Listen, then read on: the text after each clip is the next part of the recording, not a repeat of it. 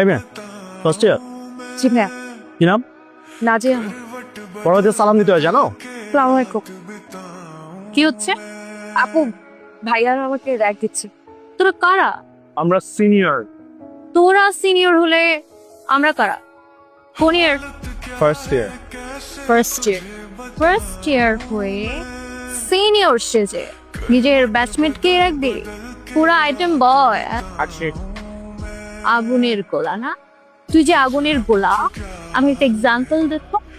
আপু আমার কি ইচ্ছা করতেছে জানেন? কি? আপনার গাল দুটো কেনে আদর করে দেয়, আদর করে দেয়। ইংলিশ লিটারেচার একটা রোমান্টিক সাবজেক্ট। এসো না, লিটারেচারের সাথে রোমান্সের একটা স্ট্রং কানেকশন আছে। রোমান্সের সবচেয়ে বড় বিউটি কি জানো? কে বলতে পারবে? স্যার আমি। বলো, নাম কি তোমার? স্যার রাব্বি। স্যার রোম্যান্সের সব থেকে বড় বিউটি হচ্ছে লাভ এট ফার্স্ট সাইট। প্রথম দেখায় যদি কাউকে ভালো লেগে যায় সেটাই বিউটি, যেমন Romeo and Juliet. Thank you sir. Okay, আমরা শুরু করি। প্রথম দিন আমরা কি পড়বো? এই যে আইটেম বয়, সেদিন তো খুব গুলো গুলো বলে আমার গাল টেনে পালালে। তো আজকে তোমাকে কে বাচ্চা? আপু আমারও না ঠিক আপনার মতো একটা বোন ছিল, দেখতে শুনতে ঠিক মাশাআল্লাহ আপনার মতো একদম চেনা আনি নেইমান পাচ্ছে। কে? কে? সরি। আপনার মতো দেখতে আমার যে বোনটা, তার গাটা আমার পবিত্র মতো দেখো। জানি এই ফাজিল ছেলেটা আবার দূরে দূরে কেন এদিকে আসতেছে? পূজা তার পরিচয়। তুমি আলহামদুলিল্লাহ। মানে? মানে আমি জানতাম তোর স্বাস্থ্যের জন্য ভালো, কিন্তু আমার এটা জানা ছিল না যে তোর প্রেমের জন্যও ভালো, তাই বললাম আলহামদুলিল্লাহ। এই পুরো ক্যাম্পাসে রোমিও একটাই, আমি। আর এই পুরো ক্যাম্পাসে জুলিয়েটও একটাই, তুমি।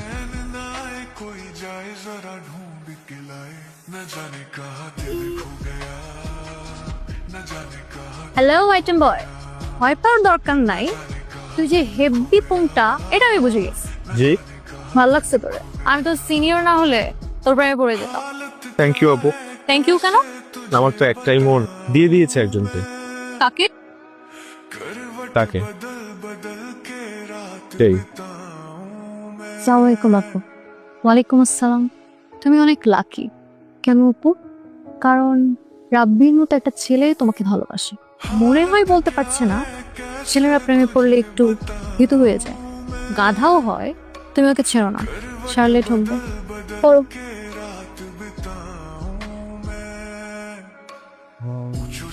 আমাকে খুঁজতেছ?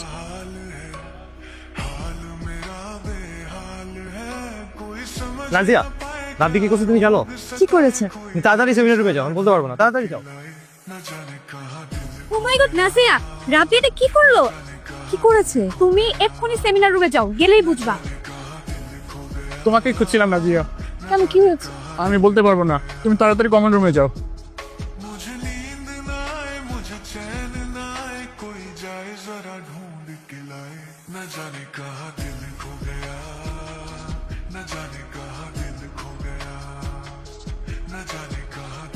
Nazia, happy birthday.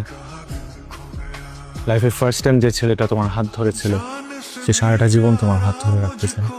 তুমি কি ধরবে তার হাত?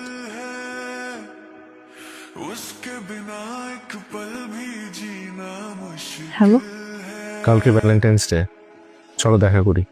বাবা মা যদি টের পেয়ে যায়? আমি কিচ্ছু জানি না, কালকে দেখা করবো আমরা। আমি অ্যাড্রেসটা টেক্সট করে দিব।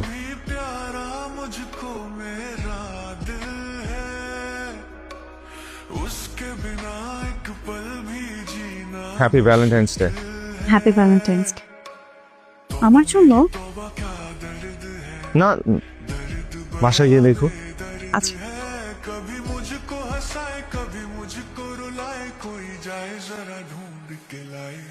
হ্যালো নাইলা। তোর মেয়ে নাজিয়া এটা কি করেছে শালা? নাজিয়া কি করছে মানে? তুই জানিস না কিছু? না, তুই বল বল। পেপার, পত্রিকা, ফেসবুক, ইউটিউব সব জায়গাতে ছড়াই গেছে। ওর মনে হয় একটা ছেলের সাথে রিলেশন। নাউজুবিল্লাহ আস্তাগফিরুল্লাহ ছি ছি ছি কষ্ট সাগাল চুম্মায়া মজা এই মালটা তোকে লাগেন না? ওজে গুড একটা তাই হওয়া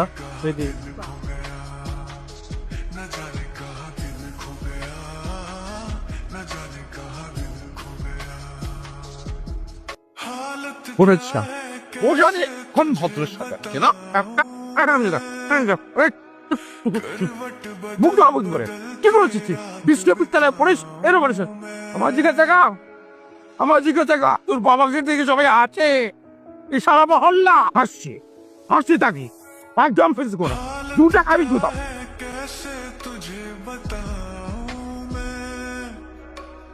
करवट बदल बदल के रात बिताऊं मैं पूछो जरा पूछो क्या हाल है हाल मेरा बेहाल है कोई समझ न पाए क्या रोग सताए कोई जाए जरा ढूंढ के लाए এই ভাইরাল ফটোগ্রাফার হ্যাঁ তুমি তো ফাড়া হারাইতো হ্যাঁ ও জো জো न जाने कहाँ दिल खो गया এই আগে অতি সাকান্ডটা রাব্বি স্যার তোমাদেরকে ভার্সিটি থেকে বহিষ্কার করা হয়েছে।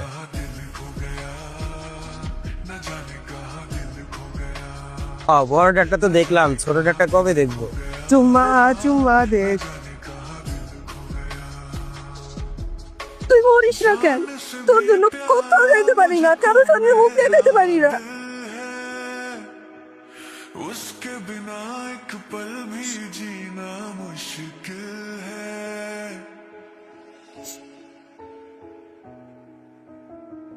আপু আপু তুই কি করছিস আপু? जान से भी प्यारा मुझको मेरा दिल ভাইয়া আপু সুসাইড করতে গিয়েছিল। আমি সেভ করেছি जीना मुश्किल है तौबा मेरी तौबा क्या दर्द है दर्द बड़ा बेदर्द है এই তুমি কি চাও খাবে আমার বাসায় কেন আসছো এই ছেলে কথা বলছো না কেন তুমি আমার সর্বনাশ করে কি তোমার মন ভরে নাই এই কোথায় যায় এই এই দরজা বন্ধ করছে কেন আর দরজা খোলো কি কেলেস্টারি করবে আল্লাহ জানে